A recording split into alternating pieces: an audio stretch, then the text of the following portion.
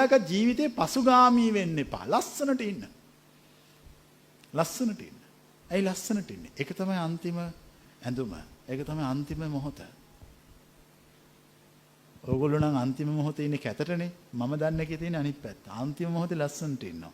ඒතර කෙනෙක් ප්‍රත්‍යක්ෂ කරනවා මේ හැම එකක්ම අන්තිම මොහොත කියලා. එතකොට එයාගේ මුළු ජීවිතේ මොන වගේද? හරිම ලස්සනයි.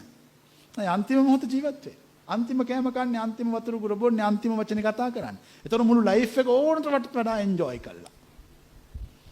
මිනිස්සු කරන්නේ ජීවිතේ සතුටු වෙන්න ඕන කියලා අනාගතයට සල්ලි එකතු කරනවා. අනාගතයේ දවසක් ගැන හිත සල්ලි එකතු කරනවා. ඒ දවස කවදාකවත් උදා වෙන්නේ නැහැ. කොබලන අත්දැකීමෙන් දන්න අය අතුස්සන්. අනාගතයට සල්ලි එකතු කරනවා එදාට සතුටින් ඉන්න කියලා. හැබැයි ඒ දවස කවදාකවත් උදා වෙන්නේ නැහැ. මම කරන්නේ අද සතුටින් ඉන්නවා. අද සතුටින් ඉන්නවා. අද තියෙනව වියදම් කරලා කාලා බිලා ඉන්නවා. අද හෙට. ඒතර මම අදත් සතුටින් හිටියා. මම හෙටත් සතුටින් ඉන්නවා. මම අනිද්දාත් සතුටින් ඉන්නවා. මගේ මුළු ජීවිතේම සන්තෝෂේ උතුරලා ගිහිල්ලා. ඔයගොල්ලන්ගේ ජීවිතයේ සන්තෝෂේ නැත්තේ ඔයගොල්ලෝ අනාගතයේ දවසක් හිතලා එදාට සතුටින් ඉන්න ඕන කියලා හිතලා අද නොවින්දිනා දුක් විඳිනවා. ඒ වුණාට ඒ දවස කවදාකවත් උදා වෙන්නේ නැහැ.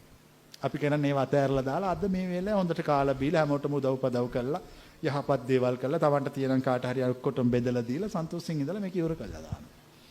එතකොට යාට මැරෙන්න බයක් නැහැ. මැරෙන්න බයක් නැත්නම් ජීවිතේ හොඳට වින්දානේ. ජීවිතේ හොඳට හිටියානේ.